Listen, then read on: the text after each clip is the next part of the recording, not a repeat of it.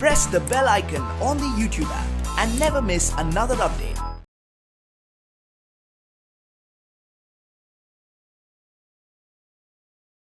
हम पिछले क्लास में जो वीर कुंवर सिंह के बारे में, यहाँ उनके जो पिता अपने जो रियासत के यानी जमींदार को, जगदीशपुर के जो जमींदार थे और उनके जो जमींदार को जमींदारी को वापस करने के लिए लड़ते थे और कुंवर सिंह के जो बारे में ठीक तरह से ध्यान नहीं दे सके और इसको जो पूरी अपनी जमींदारी को वापस लेने के बाद जगदीशपुर आते हैं और कुंवर सिंह के जो पढ़ाई लिखाई पर ध्यान देते हैं और घर पर ही इनकी जो पढ़ाई लिखाई करने का जो व्यवस्था कर देते हैं और कुंवर सिंह हिंदी, फारसी और कौन सी जो संस्कृत भाषा को सीखते हैं। कौन? कुंवर सिंह जी। लेकिन कुंवर सिंह जी को पढ़ाई लिखाई से ज्यादा तलवारबाजी करना और घुड़सवारी करना और कुश्ती लड़ना, इन सभी विषयों में बहुत ही जो छाव थी यानी जो इंट्रेस्ट थी।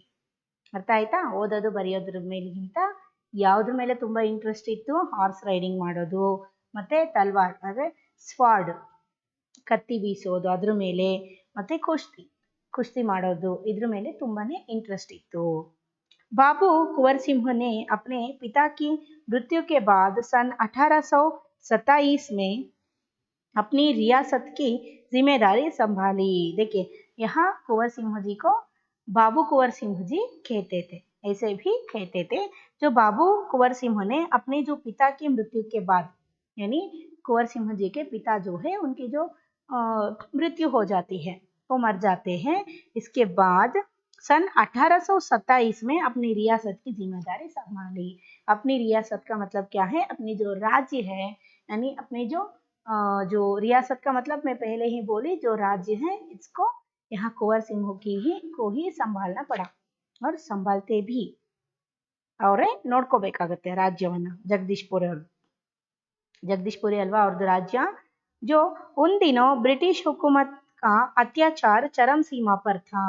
देखिए चरम सीमा का मतलब क्या है? यहाँ उन्नत जो अंतिम सीमा यानी एक जो पीक पर था, ಅಂದ್ರೆ ಒಂದು ಲೆವೆಲ್ ಅನ್ನ ದಾಟ್ಬಿಟ್ಟಿತ್ತು, ಓವರ್ ಆಗ್ಬಿಟ್ಟಿತ್ತು ಅವ್ರದ್ದು।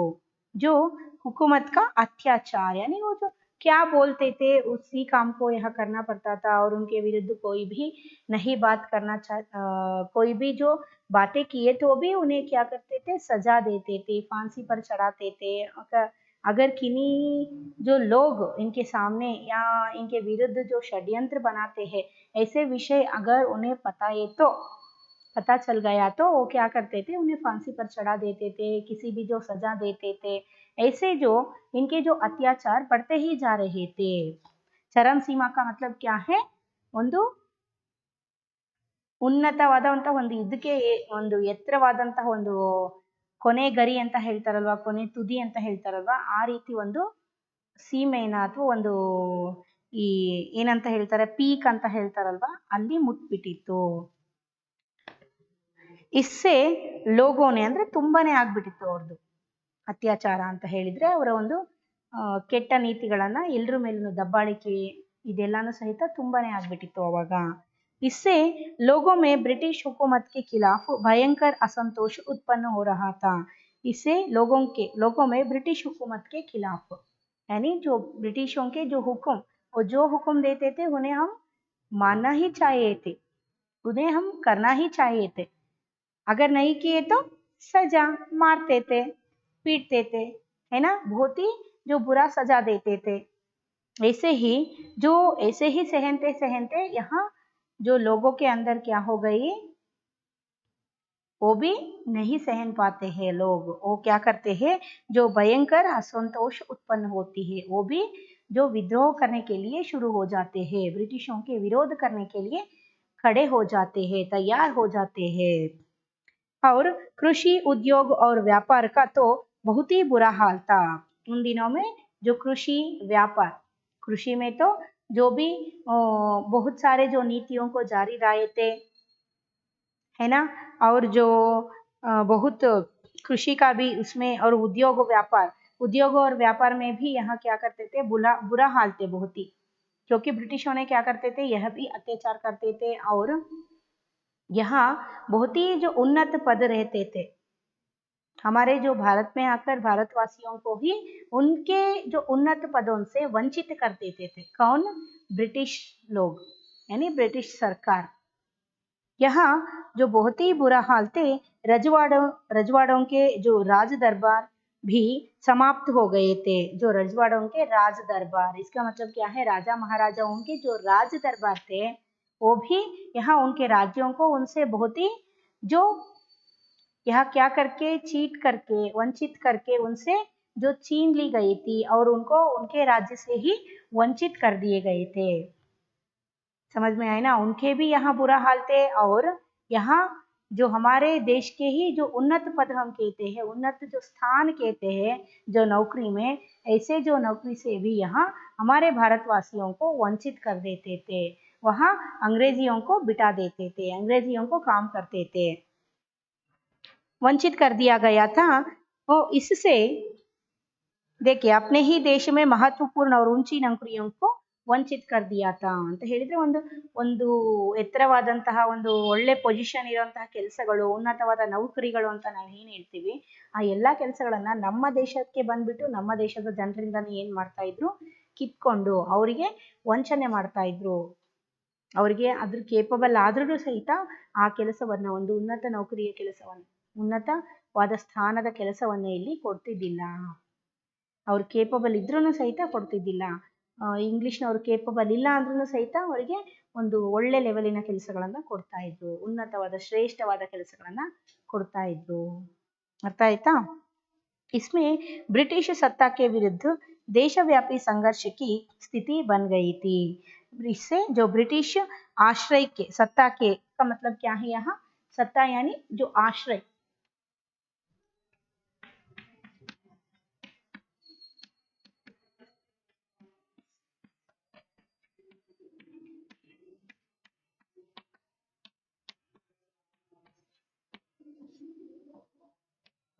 सत्ता यानी जो आश्रय, ब्रिटिशों के जो आश्रय से हमारे जो भारतीय लोग तंग हो गए थे और उनके जो विरोध करने के लिए शुरू हो गए और देशव्यापी संघर्ष की स्थिति बन गई थी.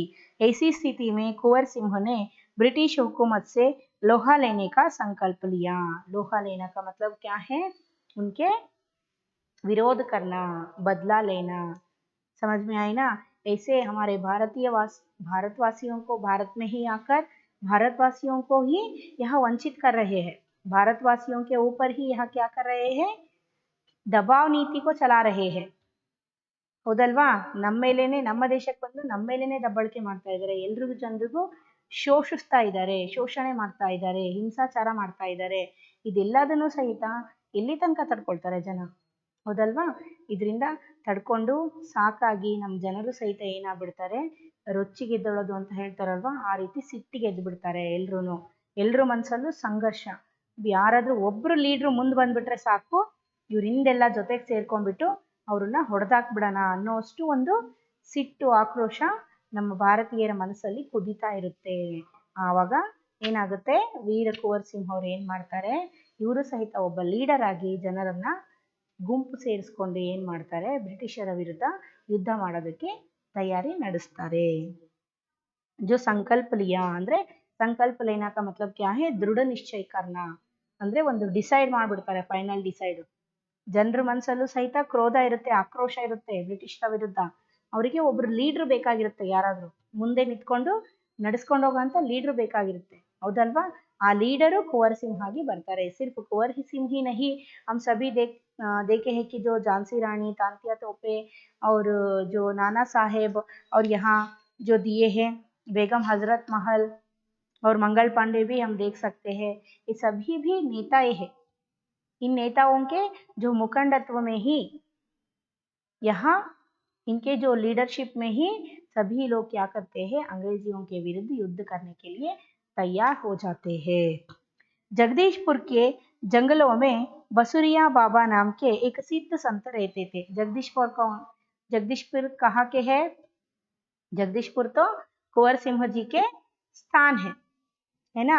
उनके जो गांव, जो राज्य है जगदीशपुर, जो जगदीशपुर के जंगलों में बसुरिया बाबा एक जो नाम है, एक बाबा के नाम है, वो एक सिद्ध संत रहते थे, वो भी एक संत ಅಂದ್ರೆ ಒಬ್ಬ ಸಂತರಾಗಿದ್ರು ಅವರು ಋಷಿಗಳು ಅರ್ಥ ಆಯ್ತಾ जो रहते थे उन्होंने ही कुंवर सिंह में देशाभिभक्त एवं स्वाधीनता की भावना उत्पन्न की थी। देखिए कुंवर सिंह के मन में जो देशाभिमान जगाते हैं और स्वाभिमान के बारे में, स्वाभिमानता के बारे में और जो ದೇಶಾಭಿಮಾನ के बारे में ಪ್ಯಾಟ್ರಿಯೋಟಿಸಂ ಬಗ್ಗೆ ಯಾರು ಹೇಳ್ತಾರೆ? ಸಂತ್ ಜೋ ಬಾಬಾ ಬಸುರಿಯಾ ಅವರು ವೀರ ಕುಂವರ್ ಸಿಂಹ ಅವರ ಬಗ್ಗೆ ಒಂದು ಎಚ್ಚರಿಸ್ತಾರೆ, ದೇಶಾಭಿಮಾನದ ಬಗ್ಗೆ ಎಚ್ಚೆತ್ಕೊಳ್ಳೋದಕ್ಕೆ ಹೇಳ್ತಾರೆ. ನಮ್ಮ ದೇಶನ ನಾವು ಉಳಿಸ್ಕೋಬೇಕು, हमारे देश को हम बचाना चाहिए और अंग्रेजियों को हमारे देश से, ये तो अंग्रेजियों के नहीं है, ये तो हमारे भारत देश, हमारा देश है, ये तो वो बाहर के है, उनको हमारे देश से भगाना चाहिए। ऐसे जो कह के यहाँ वीर कुंवर सिंह के मन में कौन कौन जो चेतना देते हैं या जगाते हैं? जो बसुरिया बाबा ने जो उत्पन्न स्वाधीनता की भावना जो उत्पन्न करते हैं, उन्होंने बनारस, मथुरा, कानपुर, लखनऊ आदि स्थानों पर जाकर विद्रोह की सक्रिय योजना बनाई। देखिए कहाँ कहाँ जाते हैं? बनारस, मथुरा, कानपुर, लखनऊ, इन्हीं स्थानों पर, ऐसे जो स्थानों पर, इन स्थानों पर जाकर विद्रोह की सक्रिय योजनाएं बनाई। सक्रिय योजनाएं यानी निरंतर योजनाओं को, विद्रोह के यानी उनके साथ हम युद्ध कर रहे हैं तो, युद्ध करना चाहे तो, जो किसी के साथ भी यहाँ हम युद्ध करना चाहते हैं तो हमें प्री प्लान रहना चाहिए, है ना? एक योजना बनाना चाहिए पहले हमें, और एकाएक हम ऐसे ही हम युद्ध करने के लिए गए तो हम हारना, यानी हमारे जो हार होना जो ಚಾನ್ಸಸ್ ಹೋತಿ है, ಹೌದಲ್ವಾ? ಸಂಭಾವನಾ रहती है. ಏನಾಗುತ್ತೆ, ಏನೇ ಒಂದು ಪ್ರೀ ಪ್ಲಾನ್ ಇಲ್ದಲೆ ನಾವು ಯುದ್ಧ ಮಾಡಕ್ ಹೋದ್ರು ಏನಕ್ಕೆ ಹೋದ್ರು ಏನಾಗುತ್ತೆ, ನಾವು ಸೋಲೋ ಅಂತಹ ಚಾನ್ಸಸ್ಸು ಜಾಸ್ತಿ ಇರುತ್ತೆ, ಹೌದಲ್ವಾ? इसलिए यहाँ जो वीर कुंवर सिंह ने पहले क्या करते हैं कि जो बनारस, मथुरा, कानपुर, लखनऊ आदि स्थान पर जाकर वहाँ रहने वाले जो भारतीय वासियों के जो मन में विद्रोह की भावनाओं को जगाती है और उन्हें अंग्रेजी सरकार के विरुद्ध लड़ने के लिए तैयार करते हैं और सक्रिय योजनाएं बनाई, और कैसे उन्हें हराना चाहिए, कैसे उनके साथ जो युद्ध करना चाहिए और कैसे युद्ध करने से वो हारते हैं, हम क्या क्या करना चाहिए, इन सभी बातों को जो बातचीत करके योजना रचते हैं, रचाते हैं। कौन? वीर कुंवर सिंह ಒಂದು ಯೋಜನೆಯನ್ನ ಮಾಡ್ತಾರೆ, रचते हैं, जो वे 1845 से 1846 तक काफी सक्रिय रहे और गुप्त ढंग से ब्रिटिश हुकूमत के खिलाफ विद्रोह की योजना बनाते रहे। यहाँ क्या हो जाती है? 1845 से लेकर 1846 तक यहाँ ब्रिटिशों के विरुद्ध जो काफी सक्रिय रहे और गुप्त ढंग से ब्रिटिश हुकूमत के खिलाफ विद्रोह की योजना बनाते रहे। यानी ब्रिटिश हुकूमत का मतलब क्या है? यहाँ सरकार, हुकूमत का मतलब क्या है? जो सरकार,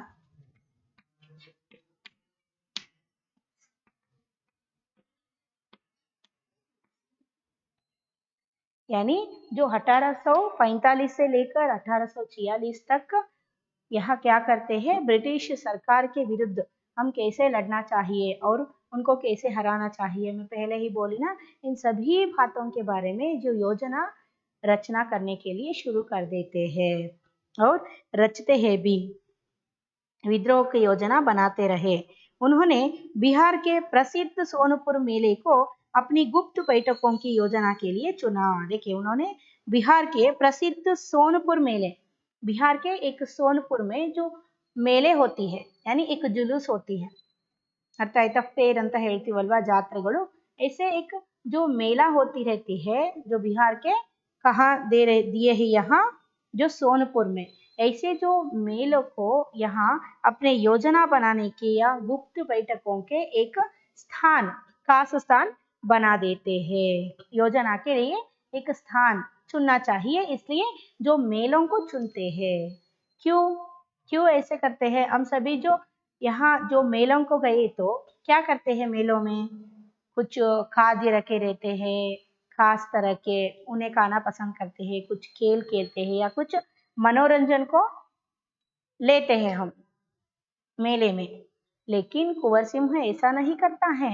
उन्हीं मेलों में जो अंग्रेजियों को हमारे भारत से भगाने के लिए गुप्त बैठक के और योजनाओं को तैयार करने के लिए, योजनाओं को बनाने के लिए एक जगह चाहिए, उन्हीं जगहों को चुनता है। ಅಂದ್ರೆ ಸೋನ್ಪುರ್ ಅನ್ನೋ ಜಾಗದಲ್ಲಿ, ಬಿಹಾರದ ಸೋನ್ಪುರ್ ಅನ್ನೋ ಜಾಗದಲ್ಲಿ ಜಾತ್ರೆ ನಡೀತಿರುತ್ತೆ. ಆ ಜಾತ್ರೆಯಲ್ಲಿ ಏನ್ ಮಾಡ್ತಾರೆ, ಕುಂವರ್ ಸಿಂಹ ಅವರು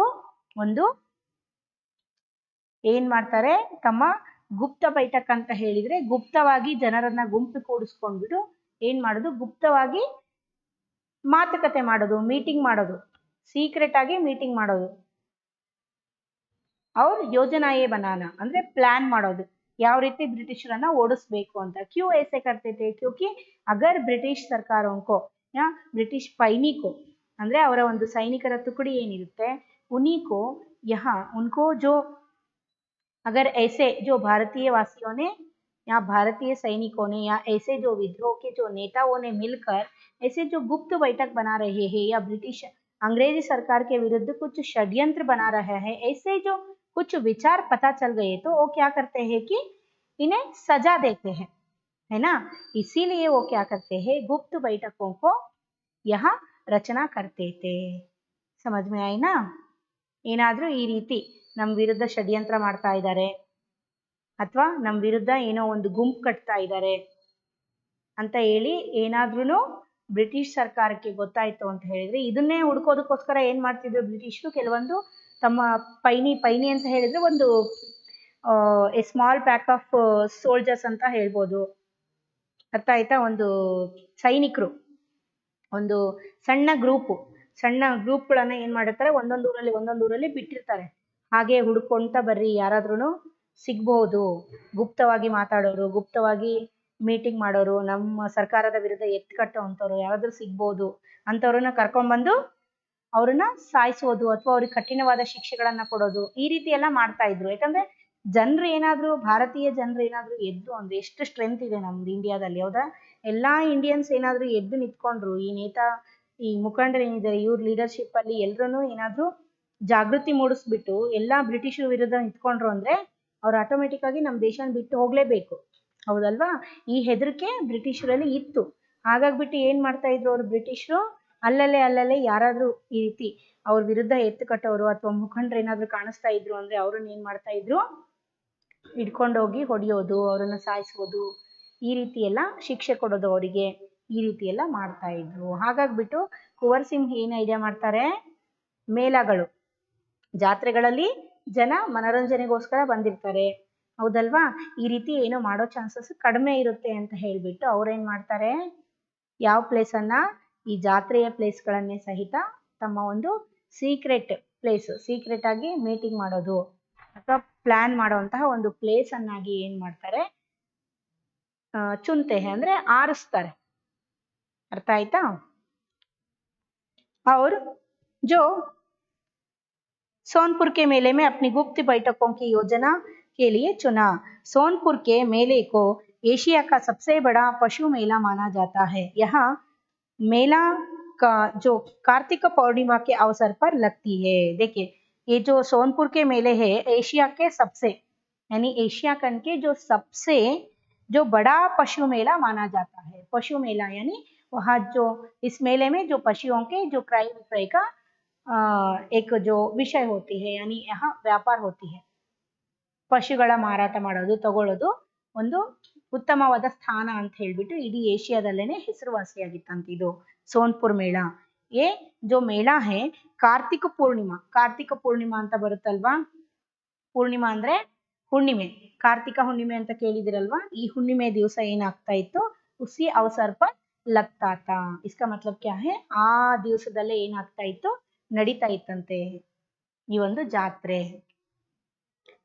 लगता था यहाँ जो हाथियों के क्रय विक्रय के लिए भी विख्यात था। देखिए यहाँ जो पशुओं के मतलब यहाँ सिर्फ गाय के नहीं, यहाँ क्या बोल रहे हैं, हाथियों के, गाय के नहीं, यहाँ विशेषता खास तौर पर वही दिए है कि जो हाथियों के, ಯಾವುದು ಎಲಿಫೆಂಟ್ ಇಂದ ಕ್ರೈ ವಿಕ್ರಯ ಅಂತ ಹೇಳಿದ್ರೆ ಆನೆಗಳನ್ನ ಕೊಳ್ಳೋದು ಮತ್ತೆ ಮಾರೋದು, ಇದಕ್ಕೆ ತುಂಬಾನೇ ಫೇಮಸ್ ಆಗಿತ್ತಂತೆ. ಯಾವ ಪ್ರಾಣಿ, ಇಲ್ಲಿ ಪ್ರಾಣಿಗಳು ಅಂದ್ರೆ ಎಲ್ಲಾ ಬರುತ್ತೆ. पशु के जो क्रय विक्रय का बहुत बड़ा मेल था. इसका मतलब क्या है, सभी एनिमल्स उसमें आते हैं, चाहे जो बकरी हो या घोड़ा हो या गाय हो यहाँ. लेकिन खास जो क्या दिए है, स्पेशली क्या दिए है यहाँ, हाथी ಅಂದ್ರೆ ಆನೆಗಳನ್ನ ಮಾರೋದು ಮತ್ತು ಕೊಳ್ಳೋದಕ್ಕೆ ತುಂಬಾನೇ ಹೆಸರುವಾಸಿಯಾಗಿತ್ತಂತೆ ಇದು. जो इसी ऐतिहासिक मेले में उन दिनों स्वाधीनता के लिए लोग एकत्र होकर क्रांति के बारे में योजना बनाते थे. इसी ऐतिहासिक मेले में उन दिनों स्वाधीनता के लिए एकत्र होकर क्रांति के बारे में योजना बनाते थे. इसी मेले में यहाँ क्या करते थे, हमारे स्वाधीनता यानी हमारे देश को वापस हमारे जो अधीन करने के लिए, अंग्रेजियों को हमारे भारत से भगाने के लिए कैसे जो युद्ध करना चाहिए, हम सभी जो एकत्र होकर कैसे लड़ना चाहिए, इन सभी विषयों के बारे में योजनाएं बनाते थे, बातचीत करते थे. समझ में आई ना. ನಾವೆಲ್ಲ ಹೇಗೆ ಒಗ್ಗಟ್ಟಾಗಿ ಹೋರಾಡಬೇಕು, ಹೇಗೆ ಬ್ರಿಟಿಷರನ್ನ ಓಡಿಸ್ಬೇಕು, ಯಾವ್ಯಾವ ರೀತಿ ಯುದ್ಧ ಮಾಡಬೇಕು, ಏನೇನು ಯುದ್ಧ ಸಾಮಗ್ರಿಗಳನ್ನ ಬಳಸಬೇಕು, ಹಾಗೆ ಜನರನ್ನ ಈಗ ಓಪನ್ ಆಗಿ ಹೀಗೆ ಹೇಗೆ ನಾವು ಎಲೆಕ್ಷನ್ ಅಲ್ಲಿ ನೋಡ್ತೀವಿ, ಇವಾಗ ನಮಗೆ ಓಟ್ ಹಾಕ್ರಿ ಅಂತ ಧೈರ್ಯವಾಗಿ ಎಲ್ರು ಬಂದು ಅವ್ರವ್ರದ್ದು ಪಾಂಪ್ಲೆಟ್ಸ್ ಅನ್ನ ಕೊಟ್ಟು ಹಂಚೋಗ್ತಾರೆ, ಹೌದಾ. ಆದ್ರೆ ಇಲ್ಲಿ ಬ್ರಿಟಿಷರು ಅದ್ ಯಾವ್ದಕ್ಕೂ ಅವಕಾಶ ಮಾಡ್ಕೊಡ್ತಿದ್ದಿಲ್ಲ. ಯಾರು ಈ ರೀತಿ ಈಗ ಯಾವ ರೀತಿ ಓಪನ್ ಆಗಿ ಎಲೆಕ್ಷನ್ ಅಲ್ಲಿ ನಿಂತ್ಕೊಂಡು ನನಗೆ ಓಟ್ ಹಾಕ್ರಿ ಅಂತ ಹೇಳ್ತಾರಲ್ಲ, ಆ ರೀತಿ ಯಾವ ಇಂಡಿಯನ್ನು ಸಹಿತ ನಿಂತ್ಕೊಂಡು, ಯಾವುದೇ ಒಬ್ಬ ಲೀಡರ್ ಸಹಿತ ನಿಂತ್ಕೊಂಡು ಬ್ರಿಟಿಷರು ಈ ರೀತಿ ಮಾಡ್ತಾ ಇದ್ದಾರೆ, ಅವ್ರಿಗೆ ಸಪೋರ್ಟ್ ಮಾಡಬೇಡ್ರಿ ಅಂತ ಯಾರು ಹೇಳೋ ಆಗಿರ್ತಿದ್ದಿಲ್ಲ ಅವಾಗ. ಹಿಂಗೆ ಹೇಳ್ತಿದ್ದಾರೆ ಅಂದ್ರೆ ಅವ್ರಿಗೆ ಫಾನ್ಸಿನೇ, ಹ್ಯಾಂಗ್ ಮಾಡ್ತಾ ಇದ್ರು ಅವ್ರಿಗೆ ಡೈರೆಕ್ಟ್ ಆಗಿ.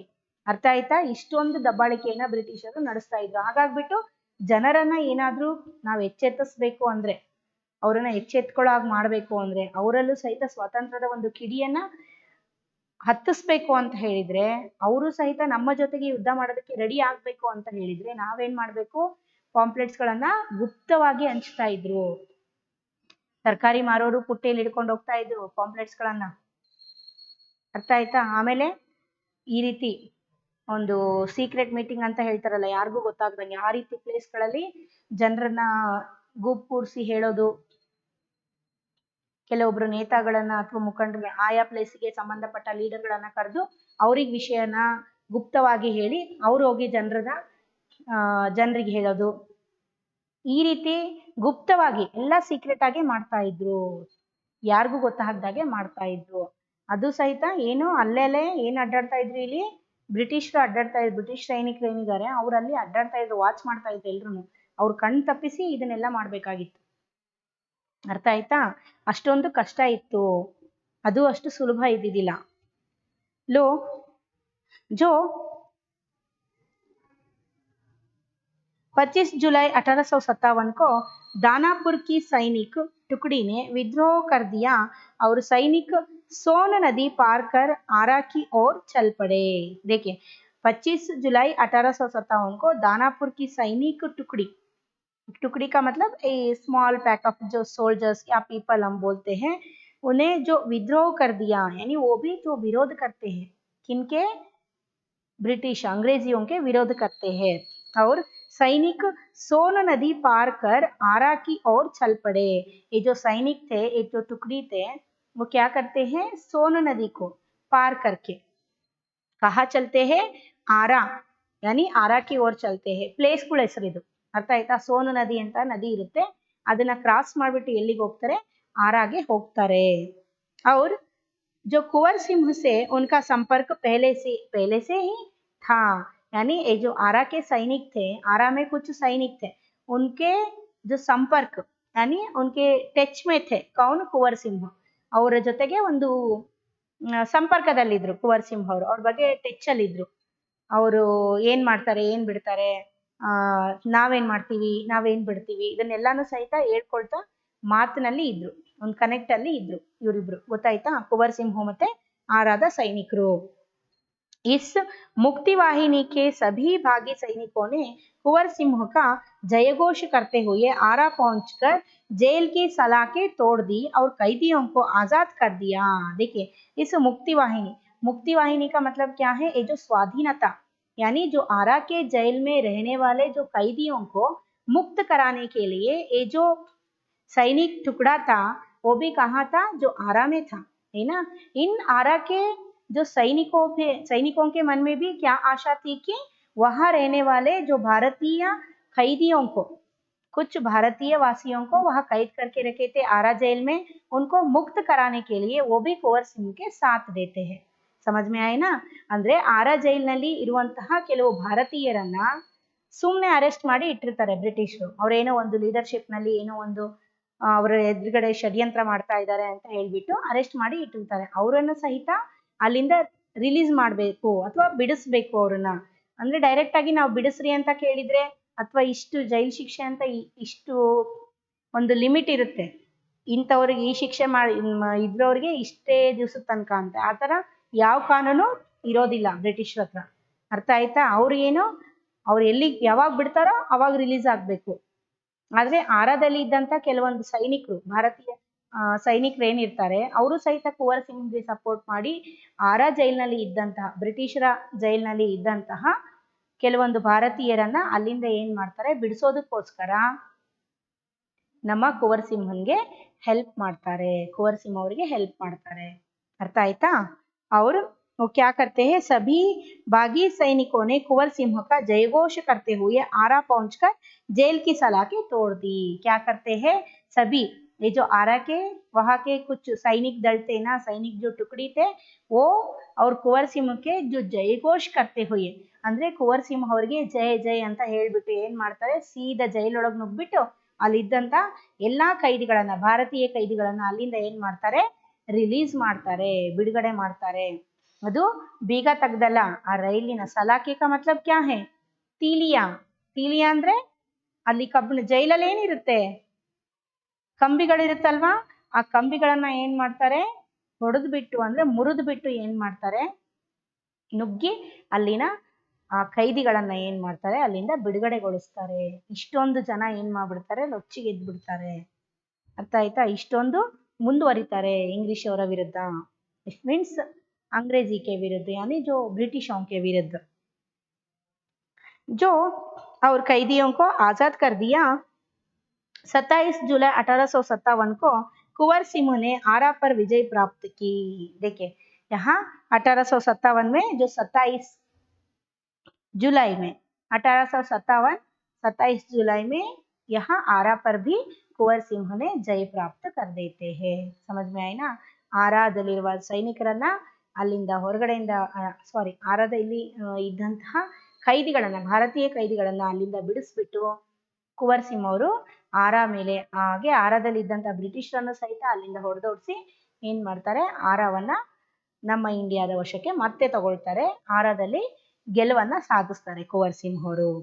और सिपाहियों ने उन्हें फौजी सलामी दी। फौजी सलामी का मतलब क्या है, वहां के जो सिपाही है, आरा के जो सिपाहिया है वो क्या करते हैं, फौजी सलामी.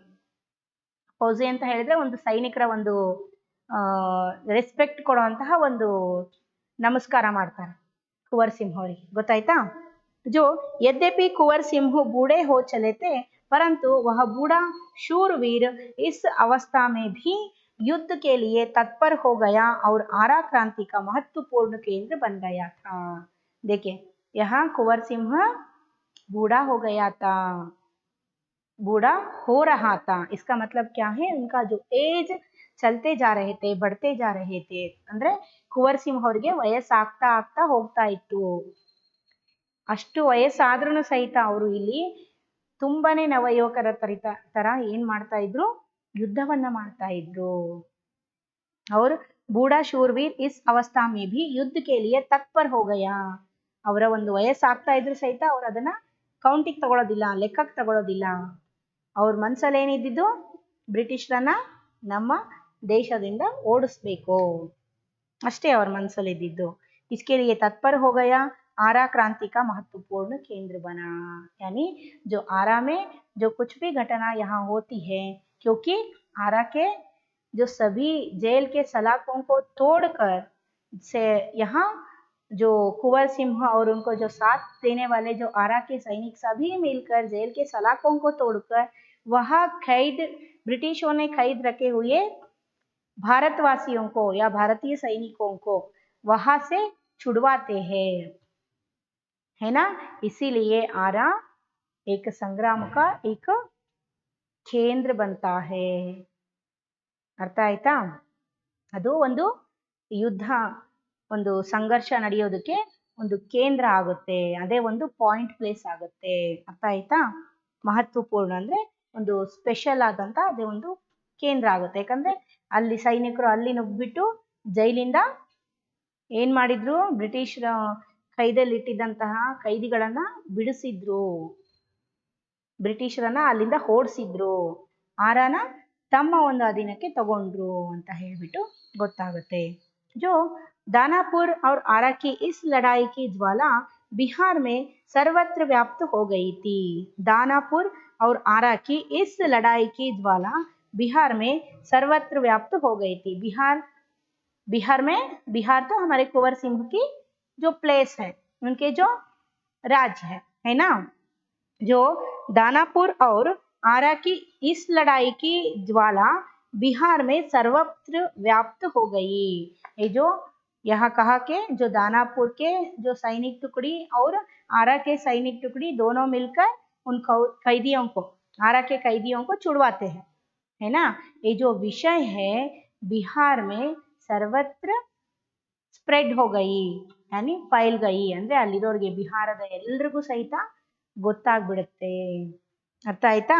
जो लेकिन देशी सैनिकों में अनुशासन की कमी, स्थानीय जमींदारों का अंग्रेजों के साथ सहयोग करना एवं आधुनिकतम शास्त्रों की कमी के कारण जगदीशपुर का पतन रोका ना जा सका. देखिए यहाँ क्या हो गई, जगदीशपुर में विजय तो प्राप्ति कर देते हैं, लेकिन फिर क्या हो जाती है कि जो देशी सैनिकों के अनुशासन की कमी, देशी सैनिकों यानी कि जो हमारे देश के जो सैनिकों के यहाँ अनुशासन, अनुशासन का मतलब क्या है, जो शिक्षण या ट्रेनिंग,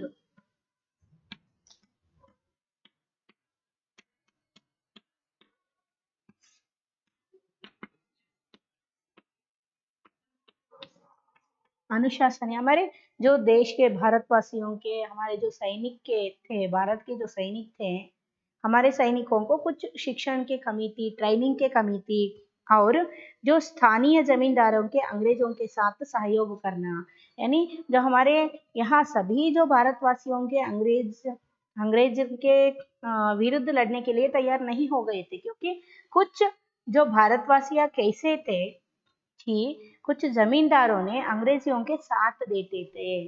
ಅಂದ್ರೆ ಎಲ್ಲರೂ ಸಹಿತ ಬ್ರಿಟಿಷರ ವಿರುದ್ಧ ಇಲ್ಲಿ ಹೋರಾಡೋದಕ್ಕೆ ತಯಾರಾಗಿ ನಿಂತ್ಕೊಂಡಿದ್ದಿಲ್ಲ. ಅದರಲ್ಲಿ ಕೆಲವೊಬ್ರು ಬ್ರಿಟಿಷ್ನವರು ಏನ್ ಮಾಡಿದ್ರು, ಅವರಿಗೆ ಹಣದ ಆಸೆ, ರಾಜ್ಯದ ಆಸೆಯನ್ನ ತೋರಿಸ್ಬಿಟ್ಟು ತಮ್ಮ ಕಡೆ ಎಳ್ಕೊಂಡಿದ್ರು. ಹಾಗಾಗ್ಬಿಟ್ಟು ನಮ್ಮ ಕೆಲವೊಬ್ಬ ರಾಜರುಗಳು ಸಹಿತ, ಜಮೀನ್ದಾರುಗಳು ಸಹಿತ ಏನ್ ಮಾಡಿದ್ರು, ಇಲ್ಲಿ ಬ್ರಿಟಿಷ್ ಅವರ ಸಾಥ್ ಅಂದ್ರೆ ಅವ್ರಿಗೇನೆ ಸಪೋರ್ಟ್ ಮಾಡ್ತಾ ಇದ್ರು. ಮೇಲೆ ನೋಡೋದಕ್ಕೆ ನಮ್ ಕಡೆ ಇದಾರೇನೋ ಅನ್ಸುತ್ತೆ, ಆದ್ರೆ ಅವ್ರು ಸಪೋರ್ಟ್ ಮಾಡ್ತಿದ್ದಿದ್ದು ಯಾರಿಗೆ, ಬ್ರಿಟಿಷರಿಗೆ. ನಮ್ ಜೊತೆಗೆ ನಮ್ ಫ್ರೆಂಡ್ ತರನೇ ಇದ್ದು ನಾವೇನೇನ್ ಮಾಡ್ತೀವಿ ಅನ್ನೋದನ್ನೆಲ್ಲ ತಿಳ್ಕೊಂಡ್ಬಿಟ್ಟು ಹೋಗಿ ಬ್ರಿಟಿಷರಿಗೆ ಹೇಳೋದು. ಈ ರೀತಿ ಮೋಸವನ್ನ ನಮ್ಮ ಕೆಲವೇ ಭಾರತವಾಸಿಗಳ, ನಮ್ಮ ಕೆಲವು ಭಾರತದವರೇ ಜಮೀನ್ದಾರರು, ರಾಜರುಗಳು ಮಾಡ್ತಾ ಇದ್ರು. ಆ ರೀತಿ ಇದ್ದಂತಹ ಕೆಲವೊಬ್ಬ ವ್ಯಕ್ತಿಗಳಿಂದ ಏನಾಗುತ್ತೆ, ಮತ್ತೆ ನಮ್ಮ ಭಾರತ ದೇಶದ ಕೆಲವು ಸೈನಿಕರು ಏನಿರ್ತಾರೆ ಅವ್ರಿಗೆ ಸ್ವಲ್ಪ ಶಿಕ್ಷಣ ಅಂದ್ರೆ ಟ್ರೈನಿಂಗು ಕಡಿಮೆ ಇರುತ್ತೆ. ಈ ಎಲ್ಲಾ ಕಾರಣಗಳಿಂದ ಏನಾಗುತ್ತೆ, ಅವರ ಆಧುನಿಕತಮ್ ಶಸ್ತ್ರೋಂಕಿ ಅಂದ್ರೆ ಕೆಲವೊಂದು ಹೊಸ ಶಸ್ತ್ರಗಳು, ಯುದ್ಧೋಪಕರಣಗಳ ಕೊರತೆಗಳಿಂದನೂ ಸಹಿತ ಇಲ್ಲಿ ಏನಾಗುತ್ತೆ, ಜೋ ಜಗದೀಶ್ಪುರ ಕಾ ಪತನ್ ರೋಕಾನ ಜಾ ಸಕಾ, ಅಂದ್ರೆ ಜಗದೀಶ್ಪುರ ಏನಿರುತ್ತೆ ಅದನ್ನ ಬ್ರಿಟಿಷರ ಕೈಯಿಂದ ಕಿತ್ಕೊಳ್ಳೋದಕ್ಕೆ ಆಗಲ್ಲ. ಅದನ್ನ ಬ್ರಿಟಿಷರು ತಮ್ಮ ವಶಕ್ಕೆ ತಗೊಳ್ತಾರೆ. ಅರ್ಥ ಆಯ್ತಾ? ಯಾಕೆ ಅಂತ ಹೇಳಿದ್ರೆ ನಮ್ಮ ದೇಶದಲ್ಲಿ ಸೈನಿಕರಿಗೆ ಟ್ರೈನಿಂಗಿನ ಕಡಿಮೆ ಇತ್ತು. ಭಾರತದ ಸೈನಿಕರಿಗೆ ಸ್ವಲ್ಪ ಟ್ರೈನಿಂಗ್ ಕಡಿಮೆ ಇತ್ತು. ಅರ್ಥ ಆಯ್ತಾ? ಆಮೇಲೆ ನಮ್ಮ ದೇಶದ ಕೆಲವೊಬ್ಬ ಜಮೀನ್ದಾರರು ರಾಜರುಗಳು ಬ್ರಿಟಿಷ್ ಸಪೋರ್ಟ್ ಮಾಡ್ತಾ ಇದ್ರು. ಇದು 2ನೇ ಕಾರಣ. 3ನೇ ಕಾರಣ, ಕೆಲವೊಂದು ಯುದ್ಧೋಪಕರಣಗಳು ನಮ್ಮಲ್ಲಿ ಕಡಿಮೆ ಇತ್ತು ನಮ್ಮ ಸೈನಿಕರಲ್ಲಿ. ಈ ಎಲ್ಲಾ ಕಾರಣಗಳಿಂದ ಜಗದೀಶ್ಪುರ ಏನಾಗುತ್ತೆ, ಮತ್ತೆ ಬ್ರಿಟಿಷರ ಅಧೀನದಲ್ಲೇ ಹೋಗುತ್ತೆ. ಅರ್ಥ ಆಯ್ತಾ? और जो 13 अगस्त को जगदीशपुर में कुंवर सिंह की सेना अंग्रेजों के परास्त हो गई, किंतु इससे जो वीरवर कुंवर सिंह का आत्मबल टूटा नहीं और वे भावी संग्राम की योजना बनाने में तत्पर हो गए।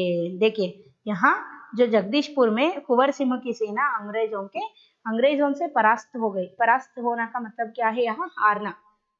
जगदीशपुर में जो कुंवर सिंह के जो सेना थे, वो सेना ब्रिटिशों से हारते हैं, परास्त हो जाते हैं, ब्रिटिशों से हारते हैं।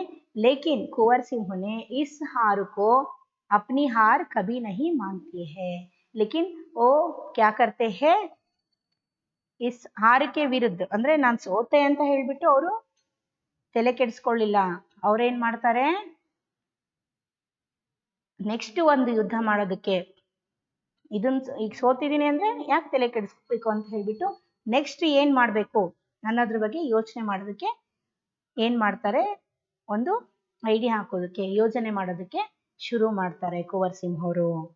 जो ಯೋಜನಾ ಭಾವಿ ಸಂಗ್ರಾಮಕ್ಕೆ, ಭಾವಿ ಸಂಗ್ರಾಮಕ್ಕೆ मतलब क्या है, ಫ್ಯೂಚರ್. ಅಂದ್ರೆ ಫ್ಯೂಚರ್ ಏನ್ ಮಾಡಬೇಕು, ನೆಕ್ಸ್ಟ್ ಯುದ್ಧ ಹೇಗ್ ಮಾಡಬೇಕು ಅದ್ರ ಬಗ್ಗೆ ಏನ್ ಮಾಡೋದಕ್ಕೆ ಶುರು ಮಾಡ್ತಾರೆ, ಒಂದು ಸ್ಕೆಚ್ ಹಾಕೋದಕ್ಕೆ ಶುರು ಮಾಡ್ತಾರೆ. ಅಂದ್ರೆ ಅದ್ರ ಬಗ್ಗೆ ಒಂದು ಚಿಂತೆ ಮಾಡೋದಕ್ಕೆ, ಯೋಜನೆಗಳನ್ನ ಹಾಕೋದಕ್ಕೆ ಶುರು ಮಾಡ್ತಾರೆ.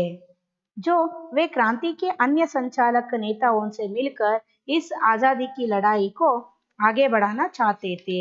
देखिए यहाँ जो वे क्रांति के अन्य संचालक नेताओं से मिलकर, क्रांति के अन्य संचालक यानी यह सिर्फ कुंवर सिंह ही नहीं, कुंवर सिंह के साथ जो 1857 में बहुत सारे नेता आए थे, वो भी जो भारत को स्वातंत्र दिलाने में जो काम किए हैं, है ना, ऐसे कुछ मुखंडों के साथ, नेताओं के साथ मिलकर कुंवर सिंह ने क्या करते हैं कि जो आजादी लड़ाई के आगे बढ़ाना चाहते थे.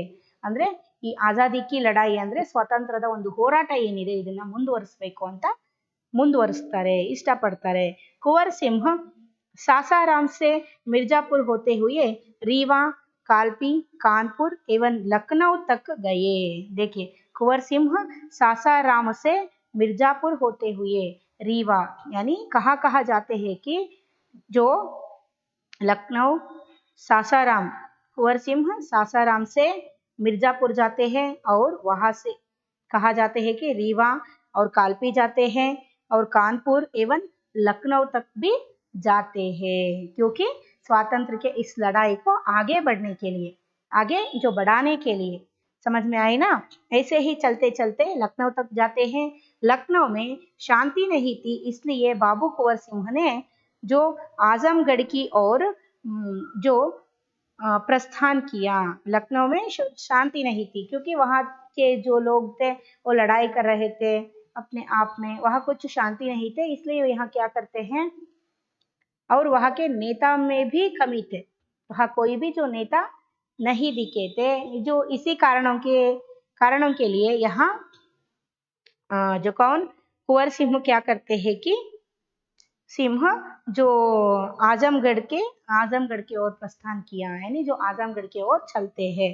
और उन्होंने आजादी की इस आग को बराबर जलाए रखा, यानी जो देखिए क्या दिए है कि आग को बराबर जलाए रखा. इसका मतलब क्या है, कभी भी स्वातंत्र पाने के जो आग है इसको कभी भी बुझने के लिए नहीं देते हैं. कौन? कुंवर सिंह. बराबर जारी रखे, बराबर जलाए ಅಂತ ಹೇಳಿದ್ರೆ ಏನು, ಕಂಟಿನ್ಯೂಸ್ ಆಗಿ ಸ್ವಾತಂತ್ರ್ಯವನ್ನ ಪಡಿಬೇಕು ಅನ್ನೋ ಒಂದು ಏನು ಕಿಚ್ಚಿದೆ ಇದನ್ನ ಯಾವಾಗ್ಲೂ ತಮ್ಮ ಮನಸ್ಸಲ್ಲಿ ಉಳಿಸ್ಕೊಳ್ತಾ ಇದ್ರು. ಅರ್ಥ ಆಯ್ತಾ? ಇದು ಯಾವತ್ತೂ ಹಾರೋದಕ್ಕೆ ಬಿಡೋದಿಲ್ಲ. उनकी जो वीरता की कीर्ति पूरे उत्तर भारत में फैल गई। कुंवर सिंह की इस विजय यात्रा से अंग्रेजों के जो होश उड़ गए। देखिए उनकी जो आजादी की उनकी जो वीरता की कीर्ति पूरे उत्तर भारत में, यानी कुंवर सिंह के जो वीरता के बारे में, इनकी जो शूरता के बारे में सारा जो उत्तर भारत में फैल जाती है। ಅಂದ್ರೆ ಉತ್ತರ ಭಾರತದಲ್ಲಿ ಎಲ್ಲರೂ ಬಾಯಲ್ಲೂ ಯಾರ ಬಾಯಲ್ಲೂ ಕೇಳಿದ್ರು ಸಹಿತ वीर कुंवर सिंह ಅವರ ಬಗ್ಗೆನೇ ಹೇಳ್ತಾ ಇದ್ರು। वीर कुंवर सिंह तो बहुत ही जो वीर है, शूर है, वो तो अंग्रेजों को हरा देता है, उनके साथ युद्ध करता है। किसी ने भी कुंवर सिंह के सामने खड़े नहीं हो पाते हैं। वो आरा के जो कैदियों को छुड़वाए हैं। ऐसे जो बहुत किनके बारे में जो मुंह में हम सुने तो भी कुंवर सिंह के बारे में ही बातें करना शुरू करते हैं, उनके बारे में समझते हैं। कुंवर सिंह की इस विजय यात्रा से अंग्रेजों के होश उड़ गए। यानी विजय यात्रा ಅಂದ್ರೆ ಒಂದೊಂದೇ ಸ್ಟೆಪ್ಪು ಗೆಲ್ತಾ ಬರ್ತಾರೆ ಕುಂವರ್ ಸಿಂಹ, ಹೌದಲ್ವಾ? ಯಾರ ಬಾಯಲ್ಲಿ ಕೇಳಿದ್ರು ಕುಂವರ್ ಸಿಂಹ ಅನ್ನೋರು ಯಾರೋ ಅನ್ನೋದು ಮೊದಲು ಗೊತ್ತಿದ್ದಿಲ್ಲ, ಆದ್ರೆ ಇವಾಗ ಕುಂವರ್ ಸಿಂಹ ಅವ್ರ ಬಗ್ಗೆ ಯಾರು ಕೇಳಿದ್ರು ಸಹಿತ ಹೇಳೋದಕ್ಕೆ ಶುರು ಮಾಡ್ತಾರೆ। ಇವರ ಒಂದು ಗೆಲುವು ಬ್ರಿಟಿಷ್ ಸರ್ಕಾರವನ್ನ ಹೋಶ್ ಉಡ್ ಗಯೆ मतलब क्या है यहाँ, वो तो चिंता में डूब जाते हैं। समझ में आए ना? होश उड़ना का मतलब क्या है? यहाँ एक मुहावरा है। होश उड़ना यानी एक मुहावरा है। होश उड़ना यानी जो परेशान होना, चिंता में डूबना। अंग्रेजी सरकार के जो होश उड़ते हैं ಅಂದ್ರೆ ಅವರು ಒಂದು ಚಿಂತೆಯಲ್ಲಿ ಮುಳುಗ್ಬಿಡ್ತಾರೆ, परेशान हो जाते हैं। समझ में आए ना? कई स्थानों के सैनिक एवं राजा कुंवर सिंह की अधीनता में लड़े। देखिए कई स्थानों के सैनिक एवं राजा कुंवर सिंह की अधीनता में लड़े ಅಂದ್ರೆ ತುಂಬಾ ರಾಜ್ಯದ ರಾಜರುಗಳು ಇವರ ಅಧೀನದಲ್ಲಿ ಏನ್ ಮಾಡ್ತಾರೆ, युद्ध ಮಾಡ್ತಾರೆ। उनकी यह आजादी की यात्रा आगे बढ़ती रही, लोग शामिल होते गए और उनकी अगुवाई में लड़ते रहे। देखिए उनकी जो यह आज़ादी की यात्रा आगे बढ़ती रही, यानी ये जो आज़ादी पाने के लिए ये जो यात्रा कर रहे हैं कुंवर सिंह, जो अंग्रेजों के साथ युद्ध कर रहे हैं, इसमें जो बहुत सारे जो राज्यों के राजाओं को मिलाकर अपने साथ मिलाकर युद्ध करने के लिए तैयार होता है और युद्ध करता भी कौन? ಕುಂವರ್ ಸಿಂಹ। ಬೇರೆ ಬೇರೆ ರಾಜ್ಯಗಳನ್ನ ತನ್ನ ಜೊತೆಗೆ ಸೇರಿಸ್ಕೊಂಡು ಬ್ರಿಟಿಷರ ವಿರುದ್ಧ ಯುದ್ಧವನ್ನ ಮಾಡ್ಕೊಂತ ಆಯಾ ರಾಜ್ಯಗಳನ್ನ ಏನ್ ಮಾಡ್ತಾರೆ, ವಶಗಳಿಗೆ ಆಯಾ ಪ್ಲೇಸ್ಗಳನ್ನ ತಮ್ಮ ವಶಕ್ಕೆ ತಗೊಳ್ತಾ ಹೋಗ್ತಾರೆ। ಇವರ ಒಂದು मुखंडत्वದಲ್ಲಿ यहाँ क्या दिए हैं, जो इनके जो अगुवाई का मतलब क्या है, जो नेतृत्व में या मुखंडत्व में लीडरशिप ಅಲ್ಲಿ जो बहुत सारे जो लोग लड़ते रहे ಅಂದ್ರೆ ಇವರ ಒಂದು ನೇತೃತ್ವದಲ್ಲಿ ಸ್ವಲ್ಪ ಕೆಲವೊಂದ್ ಕಡೆ ಒಂದೊಂದು ಗ್ರೂಪ್ ಏನ್ ಮಾಡ್ತಾ ಇತ್ತು, ಒಂದೇ ಹತ್ರ ಅಲ್ಲ ಕೆಲವೊಂದ್ ಕಡೆ ಒಂದೊಂದು ಗ್ರೂಪ್ ಏನ್ ಮಾಡ್ತಾ ಇತ್ತು, ಯುದ್ಧ ಮಾಡೋದಕ್ಕೆ ಶುರು ಮಾಡ್ತಾ ಇತ್ತು, ಅಂದ್ರೆ ಯುದ್ಧ ಮಾಡ್ತಾ ಇದ್ರು ಬ್ರಿಟಿಷರ ವಿರುದ್ಧ ಇವರ ಒಂದು ನೇತೃತ್ವದಲ್ಲಿ। ನೀವು ಈ ಕಡೆ ಯುದ್ಧ ಮಾಡ್ರಿ, ಅವ್ರನ್ನ ಸೋಲಿಸ್ರಿ, ನೀವ್ ಈ ಗ್ರೂಪ್ ಈ ಕಡೆಗೆ ಹೋಗ್ರಿ, ನೀವ್ ಇವ್ರನ್ನ ಸೋಲಿಸ್ರಿ, ನಾವ್ ಈ ಕಡೆಗೆ ಹೋಗ್ತೀವಿ, ನಾವ್ ಇವ್ರನ್ನ ಸೋಲಿಸ್ತೀವಿ, ಈ ರಾಜ್ಯವನ್ನ ನಮ್ ವಶಕ್ಕೆ ತಗೊಳ್ತೀವಿ ಅಂತ ಹೇಳ್ಬಿಟ್ಟು ಒಂದೊಂದೇ ಪ್ಲೇಸ್ಗಳನ್ನ ಏನ್ ಮಾಡ್ಕೊಂತ ಬಂದ್ರು, ಬ್ರಿಟಿಷರನ್ನ ಸೋಲಿಸಿ ಕಿತ್ಕೊಂತ ಬಂದ್ರು। ಅದು ಯಾರ ನೇತೃತ್ವದಲ್ಲಿ? ಕುಂವರ್ ಸಿಂಹ ಅವರ ನೇತೃತ್ವದಲ್ಲಿ। जो लोग शामिल होते गए, उनकी जो अगुवाई में लड़ते रहे। इस प्रकार ग्वालियर जबलपुर के सैनिकों के सहयोग से सफल सैन्य रणनीति का प्रदर्शन करते हुए वे लखनऊ पहुंचे। देखिए इस प्रकार ग्वालियर जबलपुर के सैनिकों के, ग्वालियर मते कहा के दिए हैं, जो जबलपुर ಗ್ವಾಲಿಯರ್ ಮತ್ತೆ ಜಬಲ್ಪುರ್ನ जो ಸೈನಿಕ್ ಅಂದ್ರೆ ಅಲ್ಲಿ ಸೋಲ್ಜರ್ಸ್ ಏನಿರ್ತಾರೆ ಅವರ ಒಂದು ಹೆಲ್ಪ್ ತಗೊಂಡು, ಅರ್ಥ ಆಯ್ತಾ, ಅವರು ಸಹಿತ ಇಲ್ಲಿ ಕುಂವರ್ ಸಿಂಹ ಅವ್ರಿಗೆ ಹೆಲ್ಪ್ ಮಾಡ್ತಾರೆ, ಬ್ರಿಟಿಷರನ್ನ ಓಡಿಸೋದಕ್ಕೆ ಅವ್ರ ಹೆಲ್ಪ್ ತಗೊಂಡು ಯುದ್ಧ ಮಾಡ್ತಾ ಎಲ್ಲಿಗೆ ಬರ್ತಾರೆ, ಸಫಲ್ ಸೈನ್ಯ ಅಂತ ಹೇಳಿದ್ರೆ जो भी वो उनके जो यात्रा है, स्वतंत्र के जो यात्रा है, इसमें जो अंग्रेजियों को हराते ही आते हैं, इसको तो सफल सैन्य बोलते हैं, सक्सेसफुल ಸೋಲ್ಜರ್ ಗ್ರೂಪ್ ಅಂತ ಹೇಳ್ಬೋದು ನಾವು। ಅಂದ್ರೆ ಯಾರ್ಯಾರು ಬ್ರಿಟಿಷರ ಜೊತೆಗೆ ಯಾವ್ಯಾವ ಪ್ಲೇಸ್ ಅಲ್ಲಿ ಯುದ್ಧ ಮಾಡ್ತಾ ಬರ್ತಾರೋ ಅಲ್ಲೆಲ್ಲ ಬ್ರಿಟಿಷರನ್ನ ಸೋಲಿಸ್ತಾನೆ ಬರ್ತಾರೆ. ಇದು ಸಫಲ ಸೈನ್ಯ ಯಾರ್ದು? ಕುವರ ಸಿಂಹ ಅವ್ರದ್ದು. जो रणनीति का प्रदर्शन करते हुए लखनऊ पहुंचे. रणनीति का प्रदर्शन करना का मतलब क्या है? ಯುದ್ಧ ತಂತ್ರಗಳನ್ನ, ಯುದ್ಧವನ್ನ, ಅವ್ರ ಹತ್ರ ಇರೋ ಒಂದು ಶಕ್ತಿಯನ್ನ ಪ್ರದರ್ಶನ ಮಾಡ್ತಾ ಮಾಡ್ತಾ ಎಲ್ಲಿಗೆ ಬರ್ತಾರೆ? ಲಕ್ನೌರಿಗೆ ಬಂದು ಸೇರ್ತಾರೆ. समझ में आए ना? जो इसके आगे कुंवर सिंह कहाँ बढ़कर क्या क्या करते हैं, कैसे जो अपने युद्ध करते हैं, जो भी किसके साथ? अंग्रेजियों के साथ. इसके बारे में हम अगले क्लास में सुनते हैं. Thank you children.